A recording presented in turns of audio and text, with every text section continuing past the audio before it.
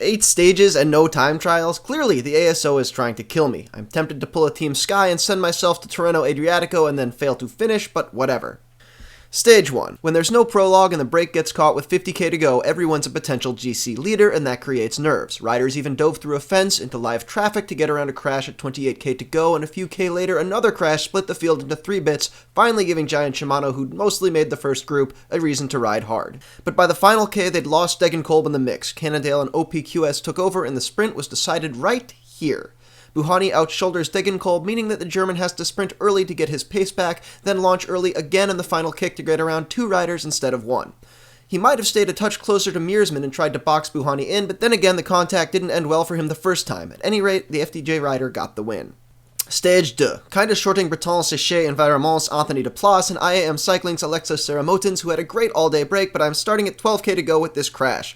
Belkin's Lars Baum showing us the bird does indeed translate to Dutch, Mearsman showing us that no matter how bad it hurts, you gotta pick up the glasses, and Vogler showing that you don't need to be climbing or off the front to mash the pedals and make funny faces at the camera. Seramotins was resorbed at 3k to go and nearly taken out, while behind him Mearsman broke basically every rule that doesn't pertain to doping. He wasn't the only one, Geraint Thomas, though a Katusha rider did demonstrate later why hopping over the curb entirely might just be safer.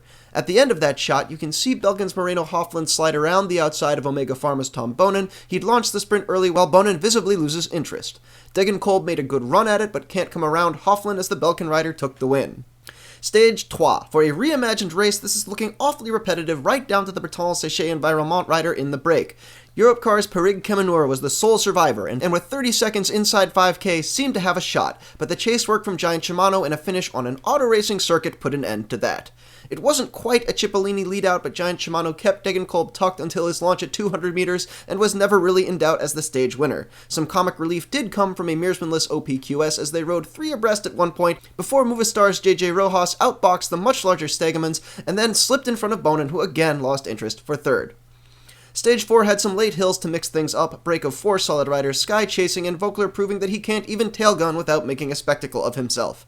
25k to go in a mechanical 4, wait for it, Sylvain Chevenel, who gets no help from the Sky team car.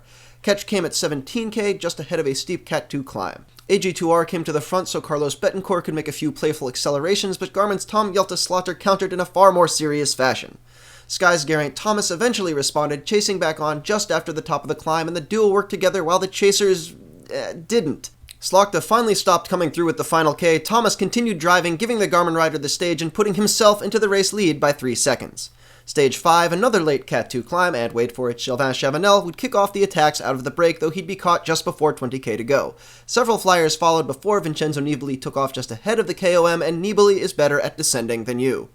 But Betancourt took advantage of a quick climb in the middle of the descent to put space on the field. Astana's Jakob Fulsong and Trek's Bob Youngles easy caught up, and with some big names isolated behind, opened a gap. Similar scene to the previous stage, no time for arguing, and Betancourt, who'd pulled least recently, came around for a fairly easy win, though the gap was small enough to keep Thomas in yellow.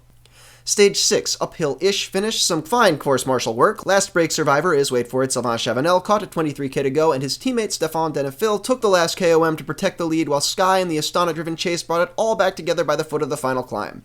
AG2R's Alexis Viermos made the first acceleration. Slaughter brought him back, while Betancourt's first effort was held up by FDJ's Arthur Vichot. Slaughter suffered a mechanical, and Viermos, in his eagerness to get around, crashed himself. It all brought Lamprey's world champ Rui Costa to the front, I think a bit sooner than he wanted, and this time there was no one to block out the Colombian's surge. Thomas kept close, but the bonus seconds were enough to keep the AG2R rider in yellow. Stage 7, about a billion climbs, Lotto's Pim Lightheart won all of them, taking the KOM lead but getting no TV time, and none of this would stop, wait for it, Sylvain Chavanel from at least taking a flyer on the penultimate lap of Rolly twisting finishing circuit. Can't blame him for wanting to be out front, especially as Geraint Thomas later found himself at the bottom of a pile on the guardrail inside 5k to go.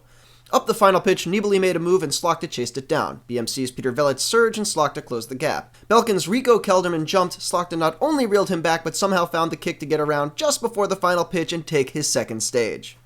Stage 8, a few more climbs and a big break containing no KOM contenders that we didn't see, but we did get Frank Schleck slipping away, taking the final KOM, teaming up with Katusha's Simon Spilak, and holding off the peloton until the final kilometer when Schleck went for a long solo. Around 400 meters, a crash split up the bunch. Lucky for John Degenkolb, his closest competitor in the points competition, Betancourt was slowed up and would gain just 3 points on the line in 8th.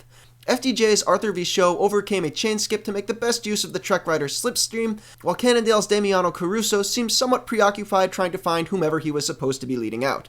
That hesitation might have cost Movistar's JJ Rojas on his wheel the stage, as he couldn't quite reel back the French champ by the line.